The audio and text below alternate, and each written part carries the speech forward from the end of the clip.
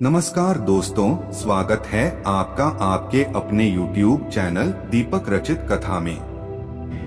अत्यंत बुद्धिमान तथा दूरदृष्टि वाले गरुड़ जी महाराज भगवान श्री हरि विष्णु के वाहन हैं। इनको सभी पक्षियों का राजा और धर्म का रक्षक माना जाता है। इनकी प्रतिमा देखने में बांस और मनुष्य शरीर के मिश्रण की भांति प्रतीत होती है। यह विषय इतना विस्तृत और जानकारी देने वाला है कि इस पर अनेकों धर्म के मर्मज्ञ लोगों और प्रचारकों ने अपने अपने माध्यम से जानकारी देने का अति प्रशंसनीय कार्य किया है। परंतु इस ज्ञान को जितना फैलाया जाए उतना ही कम लगता है। एक बार गरुड़ ने भगवान श्री हरि विष्णु से प्राणियों की मृत्यु, यमलोक यात्रा, नरक योनियों तथा सद्गति के बारे में अनेक गूढ़ और रहस्यमय प्रश्न पूछे। उन्हीं प्रश्नों का भगवान विष्णु ने सविस्तार उत्तर दिया।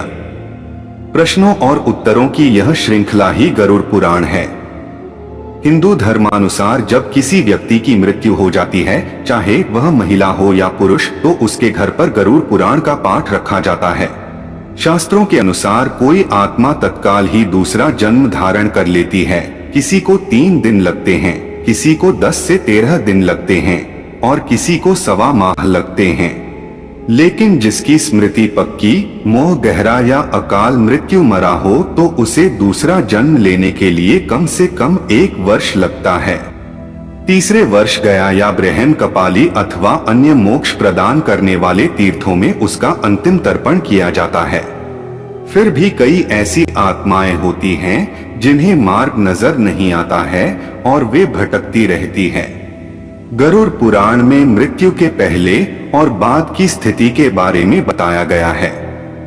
इसीलिए यह पुराण मृतक और शोक संतप्त लोगों को सुनाया जाता है, क्योंकि मृत्यु के बाद दिवंगत आत्मा 13 दिनों तक अपने परिजनों के बीच ही रहती है। इस दौरान गरुड़ पुराण का पाठ सुनने से मृतक स्वर्ग, नरक गति, सद्गति, अधोगति, दुर्गति आदि कई तरह की गतियों के बारे में जान लेता है। आगे की यात्रा में उसे किन किन बातों का सामना करना पड़ेगा, कौन से लोक में उसका गमन हो सकता है, यह सभी वह गरुड़ पुराण सुनकर जान लेता है।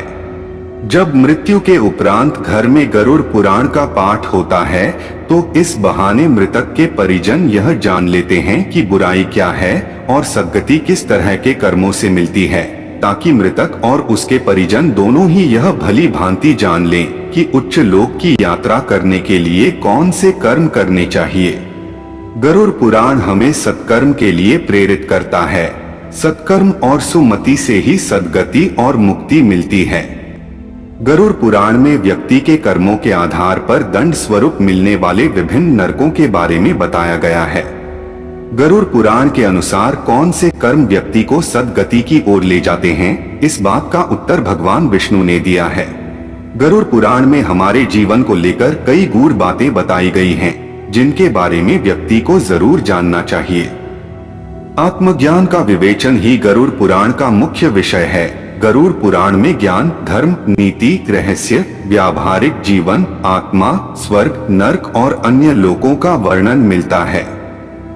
इसमें भक्ति, ज्ञान, वैराग्य, सदाचार, निष्काम कर्म की महिमा के साथ यज्ञ, दान, तप, तीर्थ आदि शुभ कर्मों द्वारा मनुष्य को प्राप्त होने वाले अनेक लौकिक और पारलौकिक फलों का वर्णन किया गया है। यह सभी बातें मृतक और उसके परिजन जानकर अपने जीवन को सुंदर बना सकते हैं। इसके अतिरिक्त इसमें आयुर्वेद, नीतिसार आदि विषयों के वर्णन के साथ मृत जीव के अंतिम समय में किए जाने वाले कृत्यों का विस्तार से निरूपण किया गया है। कहते हैं कि गरुड़ पुराण का पाठ सुनने से ही मृतक आत्मा को शांति प्राप्त होती है और उसे मुक्ति का मार्ग पता चल जाता है। वह अपने सारे संतापों को भूलकर प्रभु मार्ग पर चलकर सद्गति प्राप्त करके जीवन मरण के चक्र के बंधन से मुक्त हो जाता है। या तो पितृलोक में चला जाता है या पुनः मनुष्य योनि अथवा अन्य योनि में जन्म ले लेता है। उसे प्रेत बनकर भटकना नहीं पड़ता है।